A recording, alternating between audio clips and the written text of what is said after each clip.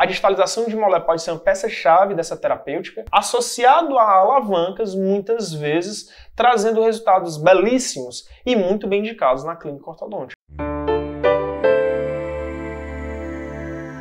Fala lá, pessoal, aqui é o professor Felipe Marçal e eu estou aqui hoje com vocês para discutir um dos assuntos que eu mais me interessa em ortodontia, que se chama apinhamento dentário. E por que esse assunto é tão interessante? Esse assunto, você pode chegar e dizer, professor, eu também me interesso muito sobre esse assunto, porque é o motivo pelo qual a maioria dos pacientes procura a nossa clínica ortodôntica. É o motivo pelo qual a gente muitas vezes fica tão preocupado no consultório pensar, será que eu vou extrair? Será que eu não vou extrair? E eu vou dizer para vocês que essa discussão de apinhamento que vai ser apresentado talvez mude completamente a forma de você pensar. Se você é um aluno da nossa escola, certamente você já viu essa discussão outras vezes. Mas eu vou trazer pontos, detalhes de discussão de um caso complexo para que a gente repense a forma de ver um caso de apinhamento dentário. E também exemplificar para vocês, para estar a gente já contextualizando o caso que eu vou apresentar, que diversos apinhamentos dentários é visto pelas pessoas como: professor, eu aprendi lá em TUID que 7 milímetros já é um caso que eu posso extrair.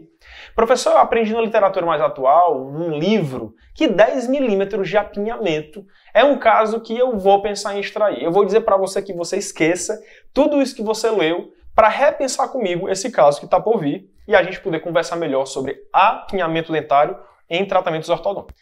Então, pessoal, como vocês podem ver nesse caso clínico que está aparecendo aqui na tela, esse é um caso que certamente é de assustar muitos ortodontistas, né? Muitos colegas ortodontistas, quando se deparam com esse caso, dizem assim, professor, esse caso eu com certeza extrairia. E eu vou dizer para você que esse caso, repensando o apinhamento, eu posso pensar o seguinte: lá na especialização, ou até na graduação, quando a gente ouviu falar de discrepância de modelo negativo, ou seja, apinhamento dentário, disseram assim pra gente, olha, certamente esse é um caso que o tamanho do dente do paciente possivelmente ele puxou do pai e os maxilares puxou da mãe. Por isso que existe uma discrepância entre tamanho de dente e tamanho de base óssea. O que eu quero nesse momento repensar com a gente é, será que essa discrepância de modelo negativa, ela é verdadeira? Será que esse apinhamento, ele é um apinhamento que ele ocorreu devido a uma genética de apinhamento? Ou é devido a uma má erupção associada com deformação da maxila, associada à mesialização de molar? Foquem no que eu vou dizer. Se eu dissesse para vocês que a grande maioria dos apinhamentos, eles vão vir da mesialização do molar durante a dentição mista. Olha que interessante o que eu estou explicando. Durante a dentição mista, o primeiro molar, ele erupciona. Mas esse primeiro molar, ele pode mesializar. E ele mesializa com 1. Hábitos, 2. Atraso na erupção do premolar e aquilo que a gente mais escuta falar que é a perda precoce do segundo molar descido, por exemplo. Então, quando a gente pensa hábito, atraso de erupção ou perda precoce dentária, esse molar, ele mesializa, conjuntamente muitas vezes com a maxila se tornando atrésica. Bem, então a gente acabou de estar conversando a causa de diversos apinhamentos na boca de um paciente. Então, nesse caso que vocês podem ver aqui, é realmente um apinhamento muito grande. Mas se eu pensar que essa criança, esse adolescente, ele pode ser um paciente que tenha problemas dentários, que essa moça ela tem um apinhamento devido a um mau posicionamento dentário, eu vou pensar que o molar mesializado ele é sim uma das principais causas de apinhamento nessa paciente. Ah, professor, eu estou olhando esse caso, realmente é um apinhamento muito grande embaixo ou em cima. Professor, eu nunca pensei no apinhamento mesmo como sendo mesialização de molar. Eu sempre penso, professor, que é uma discrepância de modelo real, verdadeira. Mas a verdade, pessoal, é que em diversos casos eles têm essa limitação. Então vamos pensar, essa paciente, pensar uma forma de tratar ela. Ah, professor, você disse que não quer extrair. Você disse que não faz parte da sua escola extrair. Você não ensina isso. Eu não ensino a extração em diversos casos. Então, se eu olho para essa paciente e eu não quero extrair, a minha cabeça sempre vai pensar. Então eu quero expandir e depois eu quero distalizar molar. Segundo a literatura científica, expandir a gente consegue em média de 4 milímetros de junção, né? Expansão e disjunção, 4 milímetros.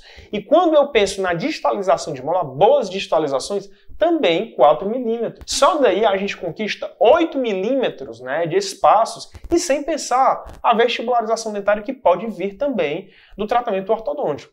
Então, quando você observa esse caso, eu consigo identificar que a maxila desse paciente atrésico, né? Certamente a documentação ortodôntica desse paciente iria oferecer outras informações, como a borda Walla, para uma possível expansão, que não é o objetivo hoje. Mas se eu vejo esse caso de apinhamento, essa falta de espaço, eu posso querer primeiro expandir e depois jogar o molar para trás. A expansão, para a maioria das pessoas, é algo mais claro. Professor, expansão dentária, eu já sei, Haas-Hierix, né, quadrihélice, isso já é do meu conhecimento. Mas o que é mais difícil das pessoas saberem mecânicas de correção é de mecânicas de distalização de molar ou mesmo verticalização. É diferente a gente encontrar nas escolas, são escolas que ensinam de fato como fazer essa distalização de molar, que tem sido alvo de tanta estudo na nossa equipe, tanto estudo da nossa escola, e aí dizer para vocês que de fato o nosso olhar sobre a distalização é acreditar que o apinhamento vem dela. Então, pessoal, se a distalização de molar, ela vai aí, de fato, abrir 4 milímetros, e em pacientes bem mais jovens, possivelmente mais milímetros, ele vai ser uma excelente terapêutica quando eu quero a abertura de espaço. Professor, mas eu não sei distalizar molar. Professor, é o Pendex? Não. Não é o Pendex. A gente não está falando agora mais de aparelhos na fase infantil. Eu estou falando de fato agora mecânicas em ortodontia fixa que a gente pode lançar a mão dessas mecânicas e conseguir abrir espaço como nessa paciente, que tantas pessoas acham que é um caso de distração. Então no próximo slide a gente vai poder ver o que, pessoal? A gente vê uma paciente que ela tem, né, uma boa face, é uma paciente que ela tem uma questão dentária, né, que lembra de fato uma paciente classe 2, uma mordida profunda. E essa má oclusão classe 2, como a gente conversou, pode sim ter um componente de hábito. Quando a gente olha a questão da dentição, a primeira questão que eu quero fazer é uma expansão, né, uma disjunção. Então, para um paciente que tem um padrão de apinhamento grande, eu sempre vou pensar na possibilidade de iniciar com uma expansão ou uma disjunção nessa paciente. E diversas vezes a gente vai pensar nessa sequência, expansão de disjunção seguida de distalização. Mais uma vez, o foco desse caso clínico é discutir a próxima etapa, que é a distalização. Professor, então deixa eu ver se eu estou entendendo. Você está me dizendo que esse caso, eu vou precisar de juntar e expandir para ganhar 4 milímetros, e você me disse que você vai depois pensar em uma distalização. E como isso é possível, professor? Usando jigs e alavancas e peças e dispositivos que causem a distalização de molar, tá certo? Então, nesse caso, foi usado um jig superior e uma alavanca inferior. A alavanca, além dela servir como uma verticalização de molar, ou seja, o molar inferior está sendo jogado para trás, ela ainda vai servir como uma ancoragem para eu jogar um elástico para cima, para o cursor, e conseguir distalizar o molar superior. Pessoal, olha que coisa interessante que eu vou contar para vocês. Diversas pessoas têm falado assim, professor, na escola antiga que eu fui formado, o AIB, o extraoral, né? Ele era o melhor dispositivo de distalização de molar, professor. Eu aprendi o AIB, mas as pessoas não usam mais hoje em dia. Então eu vou dizer que você acompanha a sociedade, né? A complexidade. O AIB ele era utilizado no passado, hoje em dia já não é mais. Então esse aparelho extraoral que tanto era utilizado, hoje ele já sai de cena como uma forte ferramenta terapêutica. E aí, de fato, trabalhar com esses dispositivos intraorais é trazer qualidade para essa paciente. Então, só de ter a distalização de molar e a verticalização, eu já observo, vamos voltar agora para o caso clínico para mostrar para vocês, tá certo, pessoal? Eu já observo a qualidade que existe de abertura de espaço, porque os molares estão sendo jogados para trás. E olha que interessante essa outra dica que eu vou falar para vocês. Muitas vezes o nosso paciente é um paciente classe 1. E aí muitas pessoas falam, não vou mexer o posterior. Professor, como é que eu vou querer mexer o posterior se o paciente está em classe 1? Mas veja só, se eu tenho molares e os dois caminham para frente, ao caminharem para frente, a região anterior vai perder espaço tanto em cima como embaixo. Para eu trabalhar esses dois molares que foram mesializados, eu vou ter que distalizar os dois molares. Então, se o molar superior e o primeiro molar inferior, eles estão em classe 1, por exemplo, se eu jogo 3 milímetros do molar superior para trás e 3 milímetros do molar inferior para trás, ele vai continuar em classe 1. Bem, então se eu estou jogando esses dois molares para trás, eu vou conquistar e o caso vai finalizar também em classe 1. E aí eu quero destacar para vocês que esse é um olhar de identificar, vamos ver aqui de novo o caso, que o paciente ele é um classe 1 falso. Professor, eu estou vendo, um caso está cruzado e o outro lado está em classe 1. Professor, eu estou vendo que esse caso ele é um caso clássico de um classe 1, eu poderia estar tratando ele, e aí muitas pessoas iam pensar muito no desgaste dentário, né? O desgaste ele é realmente uma das coisas que é muito ruim, né, de se pensar em primeiro momento. Então, quando eu primeiro faço a disjunção e posteriormente eu começo a colocar peças que façam a distalização, eu consigo ver de fato aonde o paciente originalmente era. Eu costumo inclusive pensar, pessoal, o seguinte, molares que são distalizados, eu consigo jogar o molar para a casa zero dele, que é onde de fato ele deveria ter nascido verticalmente na boca do paciente, tá certo? Então, na hora que ele volta à sua posição da estaca zero, eu consigo ver se de fato aquele apinhamento é real.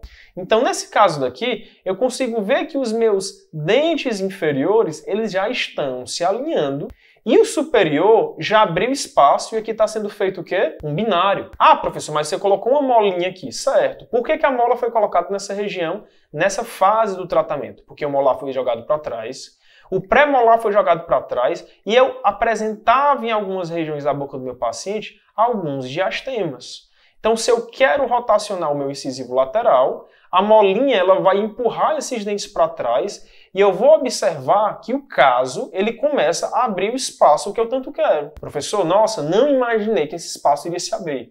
Se a sua distalização de molar ela for bem indicada, eu vou te apresentar essa grande possibilidade, certamente como uma possibilidade viável.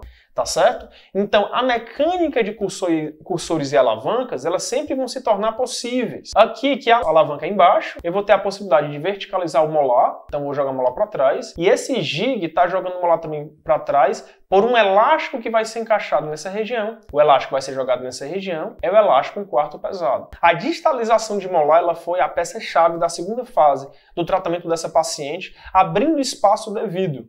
E quando a gente identifica o final do caso, eu observo que o caso, a paciente, ela está com um bom alinhamento e nivelamento, pronto para ir para os elásticos intermaxilares e está finalizando esse caso muito bonito.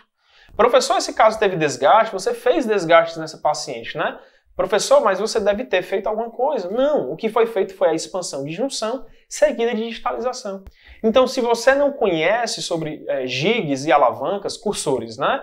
Eu convido você a conhecer mais sobre esses dispositivos que fazem uma diferença tão grande. E repensar o apinhamento é olhar para o caso lá de trás e pensar o seguinte, o apinhamento dentário, ele na grande maioria das vezes é uma falta de reposicionamento principalmente do molar. A mesialização do molar ao longo de uma dentição mista, ela pode causar apinhamentos terríveis, horríveis. Professor, e por que você está falando tanto sobre isso? Porque, gente, é de praxe no consultório. O paciente chegar com um grande apinhamento, a gente fazer verticalização, distalização de molar, e às vezes com 3, 4 meses, ou seja, 3, 4 manutenções, o paciente está abrindo diastema anterior. Ou seja, de fato, a gente precisa repensar e entender o apinhamento como sendo uma discrepância que vem dessa mesialização do molar. Por isso que as técnicas de digitalização elas são tão positivas. E antecipo para vocês que elas precisam serem feitas preferencialmente nos primeiros fios. Porque é como eu consigo que o alinhamento e nivelamento dos dentes eles aconteçam naturalmente, espontaneamente. Se eu sei e se eu consigo observar isso e pensar sobre isso, eu consigo entender que um caso clínico meu de apinhamento, ele deve ser tratado muitas vezes com expansão de junção, se for o caso, seguido de distalização, alcançando assim resultados muito positivos, como é o caso que a gente viu nessa apresentação. Então, esse caso, me perguntam, professor, tem estabilidade? Os molares terminam paralelos, raízes paralelas. Segundo Riedel e tantos outros ortodontistas, pesquisadores clássicos da literatura, eles apresentam que a verticalização do molar e o molar terminar de maneira paralela, as raízes paralelas, é uma das principais estabilidades de um tratamento ortodôntico. Outra coisa, as guias. Eu conquisto guias positivas. E lembrando que desgastar os dentes no começo do tratamento pode ser algo perigosíssimo para um caso, inclusive abrindo diastemas que você não vai fechar com ortodontia caso você faça distalização de molar. Tá certo, pessoal? Então esse caso é um caso de sucesso. É um caso complexo, sim, porque envolve diferentes fases, mas é um sucesso terapêutico muito positivo, alcançando, pessoal, resultados de teleradiografia muito bons. Então, quando eu observo esse caso, vocês conseguem observar, o padrão oclusal da paciente mudou muito. A curva de espia da paciente foi corrigida.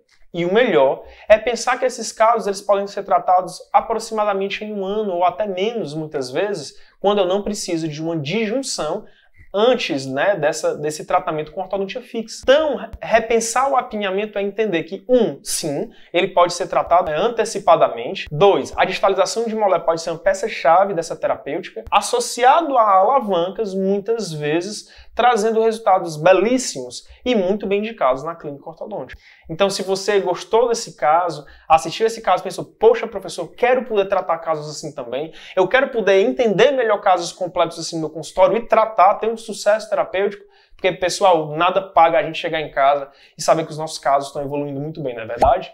Então, eu te convido a seguir as nossas redes sociais, a nossa página Orto Marçal, e tá te convidando a conhecer um pouco mais também da mecânica antecipada e tá conhecendo esse nosso trabalho, compartilhando ortodontia de qualidade. Até a próxima!